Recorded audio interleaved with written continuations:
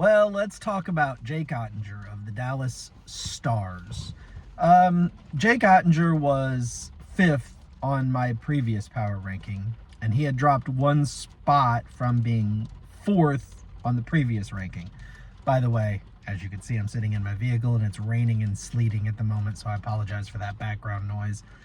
Oettinger has played 40 games this season and gotten 26 wins in those 40 games. His save percentage is .911, which ties him for 11th in the NHL amongst goaltenders who have played 24 games or more. His goals against average is 2.35, which makes him 6th in the NHL amongst goaltenders who have played 24 games or more. Of course, his goals against average is certainly bolstered by the fact that he plays for a quite good team. He has one shutout on the season. His quality start percentage is .625, which makes him 9th in the NHL among goaltenders who have played 24 games or more. So again, the way I look at quality start percentage, my personal use of that statistic is that every time a goaltender gives you a quality start, your team is probably only going to need to score 2 or 3 goals to win.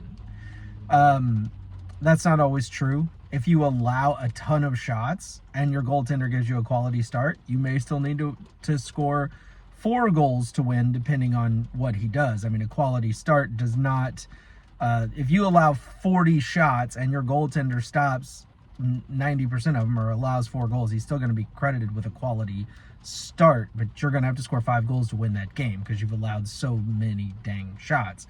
But at any rate, at .625, that means, 63% of the time when he's in net, Dallas most likely will only need to score a few goals to win the game. And while they're not the most high-powered offense in the NHL, they're certainly capable of scoring 2 or 3 goals per game.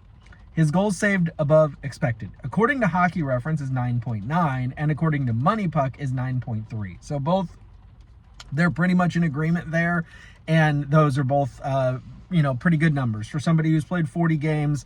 So that means basically 1 out of every 4 games he's stealing a save. He's stopping a puck that the average goaltender is going to allow to go in.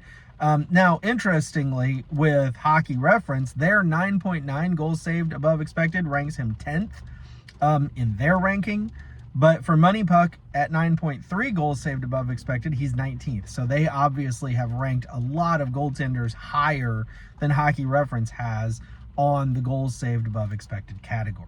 Now, I want to take a look at his last 6 games. That'll be the 4 games leading up to the last power ranking that I did, and 2 games that he has played since. And I think by looking at this, you'll see why I dropped him from 4th to 5th on the last power ranking, and why, if his numbers don't improve a bit, he could drop further and in my next power ranking. So, January 21st, he was in Dallas against Carolina and allowed 2 goals, which is not bad on 19 shots, which is okay. That's an .895 save percentage. That's still almost 1 goal every 10 shots. Anytime you can get a goalie with a 90 save percentage or higher, you're doing well. January 24th, in Dallas against Vegas, he allows 3 goals on 21 shots. That's an .857 save percentage. Not great. However, we are talking about Vegas, certainly a team that knows how to put the biscuit in the basket. Then they go to Vegas on January 28th, and he allows 3 goals on 28 shots. A little better ratio with an .893 save percentage. And then at home against Vancouver on January 31st, he allowed 3 goals on 29 shots, which is an .897. Now, here's the thing about that. That's 4 starts in a row where his save percentage is sub 900. Not way below 900, right? 3 of those were an .895, an .893, and an .897. And honestly, that's not, those are still winnable games, right? I mean, allowing 2 goals, 3 goals, 3 goals, 3 goals, those are winnable games.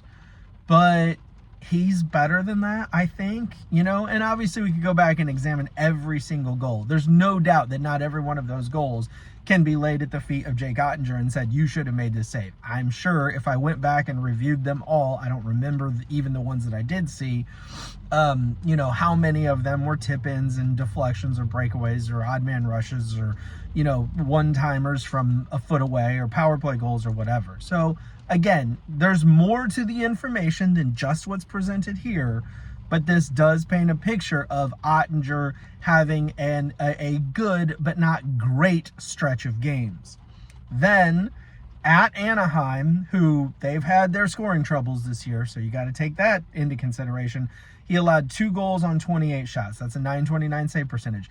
That's the first game after my last power ranking. So my last power ranking, where I dropped him from 4th to 5th, was right on the heels of him having 4 games in a row where he had a sub 900 save percentage. Now he gets a .929 save percentage in a game against Anaheim, but then goes to LA and allows 4 goals on 37 shots. 37 shots is a lot of shots, and that included overtime, although now that I'm saying that, I can't remember if LA or Dallas won that game in overtime. Either way, that was an overtime game. I remember that.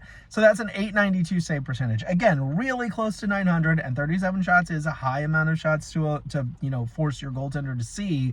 But again, you know, I can't say like standing on his head type of performance, right? Although I'm sure he made some marvelous saves in that game, because, you know, you can't make, 33 saves without having some really high, you know, a highlight reel save or 2 in there, most likely. Either way, that's 17 goals allowed in his last 16 games played. It's not terrible, but it's not amazing. It's the kind of statistical information that, for me, says probably on the downward trend on the power ranking, not on the upward trend. And with goaltenders like Gustafsson improving his play recently, Blackwood improving his play recently, Vasilevsky and Hellebuck being, you know, practically untouchable near the top of the power ranking. Logan Thompson's, he's been a little iffy in his last couple games. But overall, the point is, you've got plenty of other goaltenders that are playing strong at a time when Oettinger's playing good, but not great. Thanks for watching.